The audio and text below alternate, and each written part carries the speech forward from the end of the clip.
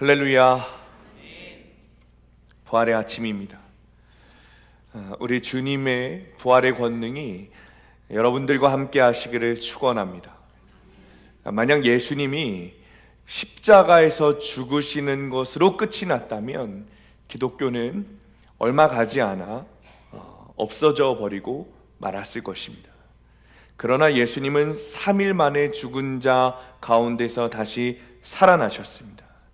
그 부활의 주님을 믿는 사람들은 더 이상 죽음의 권세 아래 있지 않습니다. 영원한 생명이 있는 하나님 나라 안에 거하게 되는 것입니다. 사랑하는 서함교회 공동체가 부활의 주님을 믿고 함께 천국에 거하게 되시기를 축원합니다. 부활은 참 기쁜 날입니다. 예수님께서 우리 죄를 대신하여 죽으시고 모든 사망 권세를 다 이기시고 부활하셨습니다. 우리가 이 사실을 믿기만 하면 구원받습니다. 자, 그렇다면 어떻게 우리는 이 부활 신앙을 가질 수 있는가? 부활 신앙에 대한 믿음을 가질 수 있게 되는가? 그것을 오늘 말씀을 통해 살펴보려고 합니다. 참 재밌는 것은 오늘 본문을 보면 부활 신앙을 가지고 있는 사람이 아니라 부활 신앙이 없는, 부활에 대해 믿지 못하는 자들에 대한 기록이 먼저 등장한다는 거예요. 1절 2절 말씀입니다. 함께 읽습니다. 시작. 안식 후 첫날 일찍이 아직 어두울 때에 막달라 마리아가 무덤에 와서 돌이 무덤에서 옮겨진 것을 보고 시몬 베드로와 예수께서 사랑하시던 그 다른 제자에게 달려가서 말하되 사람들이 주님을 무덤에서 가져다가 어디 두었는지 우리가 알지 못하겠다 하니. 아멘. 안식 후 첫날 막달라 마리아는 그 캄캄한 아침에 새벽에 예수님이 계신 무덤으로 달려갔습니다. 여러분, 왜 달려갔을까요? 부활 때문일까요? 아닙니다. 예수님의 시신에 향료를 발라드리려 간 거예요. 부활 때문이 아닙니다. 그런데 무덤에 가보니 어떻게 되어 있어요? 무덤 문이 열려 있는 거예요. 이것이 마리아에게는 무슨 뜻일까요? 부활일까요? 아닙니다. 마리아가 생각하기를 큰일 났다. 누군가 예수의 시체를 훔쳐갔구나. 부활을 믿지 않은 거예요. 마리아는 부활을 믿지 않은 겁니다. 막달라 마리아는 예수님과 아주 친밀한 관계였습니다. 예수님이 막달라 마리아의 생명을 살려주셨어요. 이 막달라 마리아는 7 귀신 들렸던 사람입니다. 7 귀신. 그런데 예수님의 말씀의 권능으로 말미암아 7 귀신이 그의 영혼에서 떠나간 그 기적을 직접 체험한 사람이 막달라 마리아입니다. 그 이후에 예수 공동체, 그러니까 예수님과 12 사도가 함께 다니던 그 예수 공동체와 같이 생활하고 함께 말씀을 듣고 예수님과 함께 했던 예수님의 제자입니다. 예수님의 사역을 위해서 이 막달라 마리아에 대해 어떻게 설명하냐면, 예수님의 사역에 대해서 물심양면으로 자신의 모든 재산을 바쳐가며 사역했던 제자로 가장 먼저 언급되는 사람이 막달라 마리아입니다. 그런데 오늘 본문의 모습은 어떻습니까? 여러분, 믿음 좋아 보이세요? 믿음은커녕 예수의 시체를 누가 훔쳐갔다면서 베드로와 요한에게 달려가서 말하고 있는 거예요. 이것이 마리아의 믿음의 실상이었습니다. 예수님과 함께 항상 동행했던 막달라 마리아, 그런데 예수님의 죽음이라는 충격적인 현실 앞에서 실제로 내 눈앞에 빈 무덤이 펼쳐지자 믿음은 온데간데 없이 사라지고 말았어요. 오늘 이 말씀을 보면서 저에게 드는 질문은 이거였습니다. 우리라면 어땠을까? 만약 우리가 빈 무덤을 보게 되었다면 어땠을까? 마리아와는 달리 빈 무덤을 보고 우와, 주님이 부활하셨구나, 주님이 정말 3일 만에 죽음을 이기시고 부활하셔 승리하셨구나, 할렐루야, 하나님 찬양과 경배를 올려드립니다. 그렇게 고백하고 예수님 부활하셨습니다, 예수님 부활하셨습니다. 여러분, 그것을 증거할 수 있었을까요? 우리 앞에 빈 무덤이 펼쳐졌을 때 말입니다. 저희 아버지는 개척교회 목사입니다. 굉장히 어렵게 살았습니다. 지금도 상가 4층에서 예배 장소와 사택을 함께 마련해서 개인 그런 프라이버시는 도무지 존중될 수 없는 그런 환경에서 살고 계십니다. 목회를 하고 계시죠. 저 역시도 독립하기 전까지 거기서 함께 살았습니다. 저희 집이 더 어렵게 된 계기는 보증을 잘못 썼어요. 셋째 큰아버지에게 보증을 잘못 썼는데 한마디로 망했죠. 그래서 한때는 그 당시에는 이야, 정말 우리 집이 이대로 그냥 길바닥에 나앉을 수도 있겠구나 싶었습니다. 그래도 어머니께서 일을 계속 하시면서 빚을 갚아 나가기 시작하셨고 아버지의 목회도 조금씩 부흥이 되면서 여전히 가난했지만 그래도 숨을 쉴 수 있을 만큼은 되었다 싶었습니다. 그래서 제 마음에 이 정도면 참 좋다. 그래도 우리가 좀 부족해도 가난해도 행복하게 살 수 있겠다. 하나님 감사합니다. 하나님이 하셨습니다. 제 마음 가운데 이런 고백을 했습니다. 그런데 어느 날 일이 벌어졌습니다. 가족들이 모두 외출하고 함께 돌아왔는데 온 집안에 드라마에서만 보던 빨간 딱지가 다 붙어 있는 거예요. 그때는 몰랐지만 아버지는 제대로 사례비를 받지 못하시고 어머니도 혼자서 5 식구 생활과 그 빚을 갚아 나가시는 것이 좀 버거운 상태셨던 것 같아요. 그래서 결국 사달이 난 거죠. 그 상황을 기억해 보면 어머니는 주저앉아 울고 계시고 아버지는 아마도 미안한 마음에 막 화를 내고 계시고 동생들은 둘이서 어리둥절한 모습으로 방에서 서로 안고 있던 모습이 떠오릅니다. 저는 어떻게 했을까요? 이 빈무덤과 같은 상황 가운데 여러분 하나님 감사합니다, 하나님이 하셨습니다 라고 고백했던 그 믿음을 사용했을까요? 하나님께 소리치며 화냈습니다. 하나님 어떻게 그럴 수 있습니까? 하나님 이게 뭡니까? 하나님 있는 거 맞습니까? 이건 아니지 않습니까?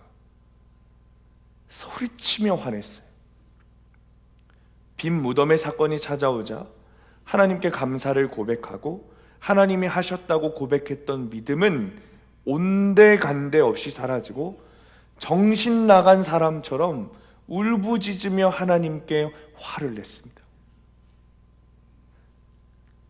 마치 빈 무덤을 목격한 마리아의 모습이 저의 모습과 똑같았습니다. 우리는 예수님의 부활을 깨닫지 못하고 빈 무덤에 주저앉아 울고 있는 막달라 마리아를 비난합니다. 손가락질하죠. 어떻게 네가 그럴 수 있느냐? 7 귀신을 내쫓아 주신 분, 그것을 직접 경험한 네가 어떻게 예수님의 부활을 알지 못하고 그저 빈 무덤에 앉아 주저앉아 울고 있냐? 왜 예수님을 찾지 않고 있어? 비난합니다. 그런데 만약 우리가 그 상황에 있다면, 나의 모든 것이 다 사라지고 눈을 들어보니 텅텅 빈 무덤만 남아있다면 여러분 우리는 어떤 반응을 보이게 될까요?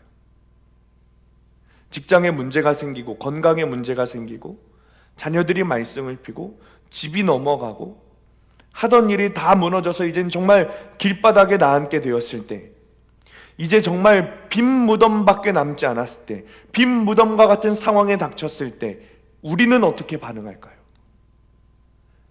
맞습니다. 주님 부활하실 줄 알았습니다. 내가 그 말씀을 기억하고 있었습니다. 여러분 그렇게 답할 수 있을까요? 주님 모르긴 몰라도 저는 이 마리아처럼 행동하지 않을 거예요. 내 앞에 빈 무덤이 있지만 포기하지 않고 절망하지 않고 낙심하지 않을 겁니다. 여러분 우리가 그렇게 할 수 있을까요? 우리는 그렇게 살아가기를 바라고 나는 왠지 그런 믿음이 있는 것 같고 그렇게 할 수 있을 것 같지만 실제로 우리의 삶 앞에 빈 무덤과 같은 상황이 닥치면 어떻게 될지 몰라요. 차라리 마리아처럼 빈 무덤에 앉아 주저앉아 눈물이라도 흘리면 다행일지도 모릅니다. 차라리 하나님께 손가락질하면서 원망하면 다행일지도 몰라요.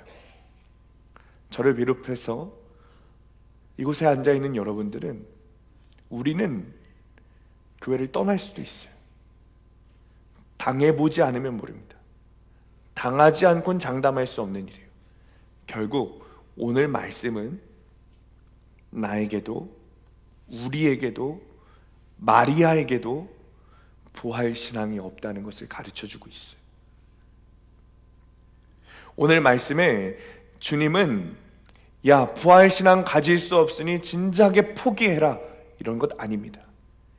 어차피 다 똑같아. 하나님 버리고 다 절망하고 낙심하고 예수 찾는 거 아니야? 사람 찾게 될 거야. 그러니까 진작에 포기해라, 적당히 해라, 그런 말씀 아닙니다. 누구나 이런 상황에 처하면 부활하신 예수님을 바라보지 못하는, 심지어 내 지금의 상황이 빈 무덤과 같은 상황이 아닐지라도 예수님을 바라보지 못하는 그런 연약한 존재가 나라는 것을 인정하고 깨달아야 된다는 거예요. 여러분, 그것이 첫 번째입니다. 내가 부활신앙을 가질 수 있는 첫 번째, 내 믿음이, 나의 마음에 부활신앙이 없다는 것을 깨닫는 거예요.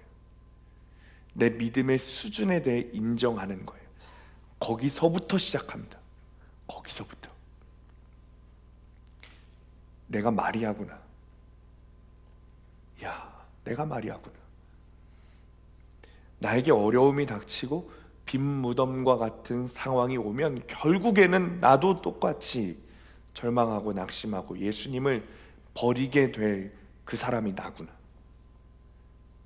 결국 내 힘으로는 안 되는 거구나. 그 정도의 수준이구나. 내가 내 믿음의 수준이 그 정도구나 라는 것을 깨달아야 부활 신앙을 시작할 수 있어요. 분명 교회 다니고 예배하고 봉사도 하지만 사실 나는 마리아 정도밖에, 아니 마리아보다 못하구나 라는 것을 인정해야 시작할 수 있어요. 그래서 주님은 우리에게 빈 무덤과 같은 고난을 주시기도 하는 거예요. 그래서 나의 믿음의 수준이 어디인지 알게 하시도록. 그 삶에 빈 무덤과 같은 상황이 없으면 나는 무지의 믿음의 확신으로 내 믿음이 이 정도 수준에 있는 줄 안단 말이죠. 그래서 주님은 우리에게 빈 무덤과 같은 상황을 주시는 거예요. 나의 믿음의 수준을 인정하는 거죠. 바닥이구나, 부활신앙이 없구나 깨달아져야 부활신앙을 내 안에서 소망하게 되는 거예요. 그제서야 다 고갈되고 절망하고 쓰러져가는 상황을 통해 나의 믿음의 수준을 깨닫게 하시고 주님이 원하시는 믿음을 갖도록 우리 마음 가운데 소망을 불러일으키시는 것이죠. 적용 질문입니다. 빈 무덤만 바라보며 자기 연민에 빠져 있지는 않습니까? 나의 실패와 고난을 통해 일하시는 주님을 깨닫습니까? 두 번째로, 우리가 부활신앙을 갖기 위해서는 두 번째로 주님의 음성을 들어야 합니다. 11절에서 14절 말씀 함께 읽습니다. 시작. 마리아는 무덤 밖에 서서 울고 있더니 울면서 구부려 무덤 안을 들여다보니 흰옷 입은 두 천사가 예수의 시체 뉘었던 곳에 하나는 머리편에 하나는 발편에 앉았더라. 천사들이 이르되 여자여 어찌하여 우느냐? 이르되 사람들이 내 주님을 옮겨다가 어디 두었는지 내가 알지 못함이니이다. 이 말을 하고 뒤로 돌이켜 예수께서 서 계신 것을 보았으나 예수이신 줄은 알지 못하더라. 아멘. 마리아는 예수님이 부활하셨지만 빈 무덤을 보며 슬피 울었습니다. 그때 하나님의 천사들이 여자여 어찌 우느냐 말하죠. 이 말 뜻은 뭐냐면 예수님이 부활하셨는데 왜 우냐? 울 이유가 없다. 부활의 진실을 알게 되면 우는 것이 아니라 기뻐할 이유밖에 없다라는 뜻이죠. 그리고 마리아가 뒤를 돌아보니 여러분 누가 계시죠? 예수님이 계셨어요. 예수님이 서 계셨습니다. 놀라운 일이죠. 놀라운 일입니다. 그런데 더 놀라운 일이 있습니다. 마리아가 예수님을 보고도 예수님이신 줄 몰랐다는 거예요. 15절 16절 함께 있습니다. 시작. 예수께서 이르시되 여자여 어찌하여 울며 누구를 찾느냐 하시니 마리아는 그가 동산지기인 줄 알고 이르되 주여 당신이 옮겼거든 어디 두었는지 내게 이르소서 그리하면 내가 가져가리이다. 예수께서 마리아야 하시거늘 마리아가 돌이켜 히브리 말로 라보니 하니 이는 선생님이라는 말이라. 아멘. 마리아는 수많은 체험을 했습니다. 자신의 영혼에서 7귀신이 나가는 체험을 했습니다. 그리고 예수님을 보기도 했습니다. 그러나 마리아에게는 부활 신앙이 없었어요. 심지어 예수님을 보고도 예수님이신 줄 몰랐어요. 그렇다면 마리아가 부활 신앙을 갖게 된, 예수님이 부활하셨다는 것을 믿게 된 결정적인 이유가 무엇인가? 예수님이 마리아야 하고 부르셨기 때문입니다. 오늘 성경이 그렇게 기록하고 있어요. 그리고 마리아는 그 주님의 말씀을 들었기 때문이죠. 예수님이 마리아야 하고 이름을 부르시는 순간 마리아의 눈이 뜨여져 부활하신 예수님이 보이기 시작했어요. 이것을 우리는 주님과의 인격적인 만남이라고 말합니다. 여러분, 우리는 성경에 대한 지식이 굉장히 많습니다. 체험도 있습니다. 그러나 우리의 삶이 달라지지 않는 이유는 말씀이 들리지 않기 때문입니다. 말씀을 알아도 말씀이 들리지 않는 사람들이 많습니다. 말씀이 들리게 되면 내 삶이 바뀝니다. 내 삶을 돌아보게 돼요. 말씀이 들리면 내 죄를 보게 돼요. 말씀이 들리면 회개하게 돼요. 말씀이 들리면 새롭게 변화된 삶을 살게 됩니다. 그러나 아무리 말씀에 대해 알아도 말씀이 들리지 않으면 변하지 않습니다.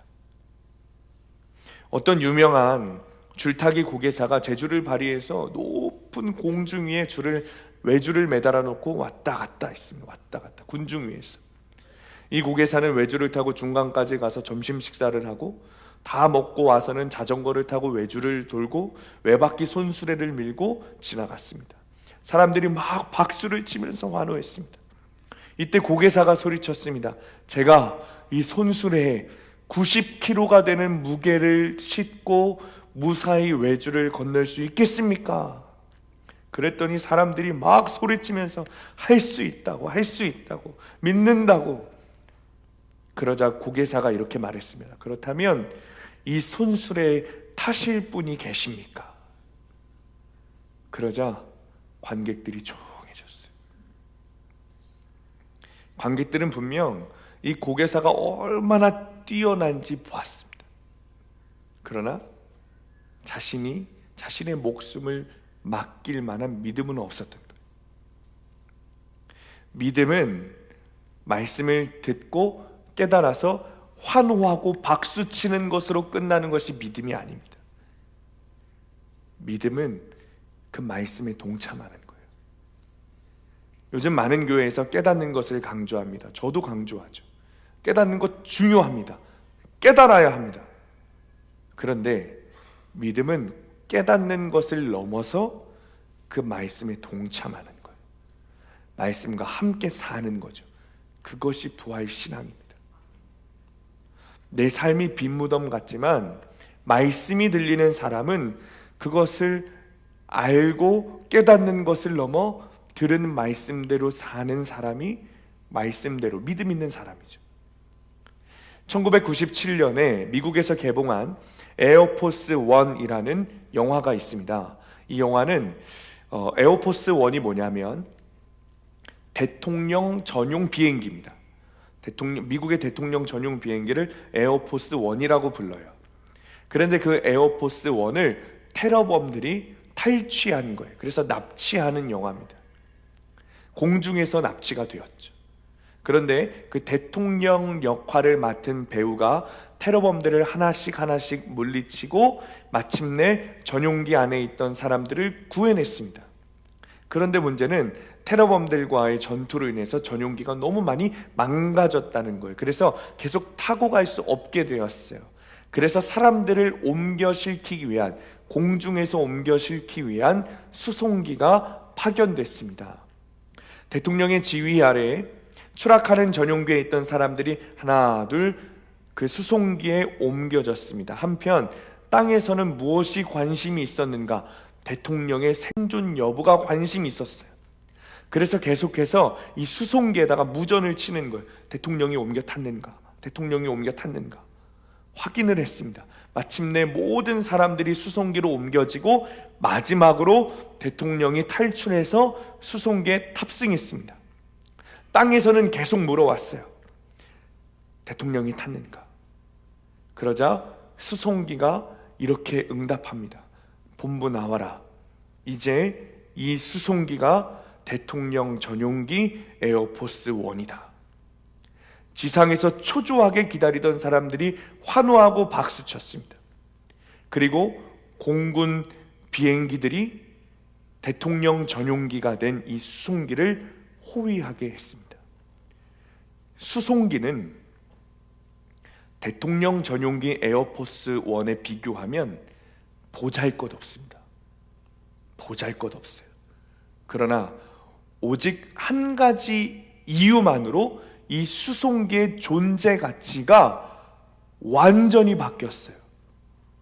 그 이유가 뭐죠? 대통령이 탔다는 거예요. 대통령의 탑승 후에 이 수송기는 정체성이 바뀌었어요. 아무리 초라해 보이고 보잘것없어 보여도 미국 대통령이 탄 비행기는 에어포스 1이 되는 겁니다. 대통령 전용기가 되는 거예요. 이 세상에서 가장 중요한 비행기가 되는 거죠. 부활신앙은 그런 거예요. 내 삶이 빈무덤 같은 삶이라고 할지라도 그곳에 예수님이 함께 하시면 천하에 누가 막을 수 없는 존재가 되는 거예요.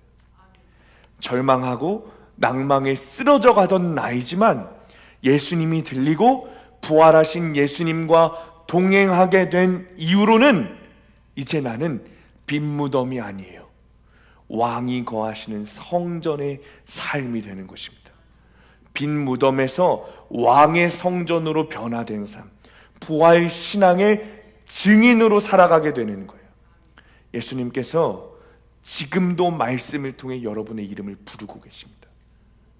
마리아야 부르셨던 것처럼 김권사야, 이권사야, 박집사야 이름을 부르고 계세요. 여러분 그 음성을 들으시기 바랍니다. 주님의 음성이 들려 이제는 빈 무덤의 신앙이 아니라 예수님과 함께하는 부활신앙으로 살아가게 되시기를 축원합니다. 부활신앙을 가진 사람은 삶의 모양이 달라집니다. 18절 말씀 함께 읽습니다. 시작. 막달라 마리아가 가서 제자들에게 내가 주를 보았다 하고 또 주께서 자기에게 이렇게 말씀하셨다 이르니라. 아멘. 여러분 이 막달라 마리아가 누굽니까? 천사를 봐도 천사인 줄 몰랐어요. 예수님을 봐도 예수님인 줄 몰랐습니다. 그런데 완전히 바뀌었어요. 어떻게요? 부활하신 예수님이 마리아 안에 내주하기 시작한 거예요. 주저앉아 울고 앉아있던 마리아의 마음 가운데 예수의 부활 신앙이 믿어지기 시작했어요. 그러니 어떻게 합니까? 예수님의 부활을 전하는 증인이 됐어요. 예수님이 계시던 그 무덤이 빈 무덤이라는 것은 달라지지 않았습니다. 그런데 마리아는 그 상황이 개념치 않아요. 오히려 그 무덤이 이제는 나를 부활하신 예수님을 믿게 하시려고, 내 안에 부활신앙을 갖게 하시려고 하나님이 나에게 이런 빈 무덤과 같은 상황을 주셨구나, 하나님의 선하신 계획이구나 라는 것을 믿게 된 거예요. 그러니 그 사람이 부활을 전하기 시작했어요. 여러분, 사람들이 마리아의 말을 믿었을까요? 아마 단번에 믿지 않았을 것입니다. 그러나 말씀이 들려 부활신앙을 갖게 된 마리아는 그 중요하게 여기지 않았어요. 왜요? 나도 그랬었거든요. 나도 빈무덤에 앉아서 주저앉아 울었거든요. 나도 예수님의 부활을 믿지 않았거든요. 그러나 나에게 말씀이 들렸을 때 예수님을 인격적으로 만나게 되고 부활이 믿어지게 된 것처럼, 내가 계속해서 부활의 증인의 삶을 살게 될 때 내가 전해지는 그 입술을 통해, 예수의 복음을 통해 그들도 변해질 것을 마리아는 믿은 거예요. 사랑하는 성도님들, 우리에게도 부활 신앙이 있다면, 예수님이 부활하신 것이 정말 믿어진다면, 여러분, 그것보다 기쁜 일이 없다면 예수님을 증언하는 데 힘써야 됩니다. 빈 무덤의 사건으로 내가 절망하고 낙심하여 울고 있던 모습을 나의 온 가족이 다 보았지만, 그 수치스럽고 연약한 모습을 다 보았지만, 나의 가족들이 내가 그 전에 어떻게 살아왔는지, 내가 하나님의 자녀가 아니라 죄의 종노릇 하던 모습을 나의 가족들이 다 보았지만, 수치스럽지만 연약한 모습을 다 보았지만 괜찮습니다. 오히려 이전의 나의 수치스러운 모습이 구속사의 말씀이 들려 간증의 도구가 된다면 오히려 더 좋은 일이에요. 그렇게 연약하고 수치스러운 내가 예수님을 만나 변화된 모습을 전하는 것이 진짜 예수님의 증인이 되는 것입니다. 적용 질문입니다. 매일 주시는 말씀으로 내 이름을 부르시고 말씀을 듣게 하시는 부활의 주님을 만나고 있습니까? 빈 무덤이 아닌 왕의 성전으로 살고 있습니까? 부활의 증인으로서 누구에게 복음을 전하고 있습니까? 말씀을 마칩니다. 빈 무덤만 바라보며 슬퍼하는 인생의 모습은 이제 버려야 됩니다. 내 삶이 빈 무덤과 같은 모습이 되게 하신 이유는 나의 연약함과 나의 존재를 바로 알고, 이제는 선하신 주님의 계획 가운데 주님을 찾고 주님을 믿게 하시려는 하나님의 뜻임을 우리가 알아야 돼요. 자꾸 빈 무덤만 바라보며 절망하고 낙심하며 주저앉아 울면서 자기 연민의 늪에 빠지는 것을 이제는 나와야 돼요. 그리고 이제는 매일 말씀으로 내 이름을 부르시는 주님의 음성을 듣고 빈 무덤이 아니라 왕의 성전으로 살아가야 합니다. 그렇게 사는 것이 부활 신앙이에요. 나의 이름을 부르시는 주님의 음성을 들으시기 바랍니다. 말씀이 들려 나의 모든 삶이 하나님의 선하신 계획인 것을 믿고 부활의 삶을 살아가게 되는 성도님들 다 되시기를 예수님의 이름으로 축원합니다.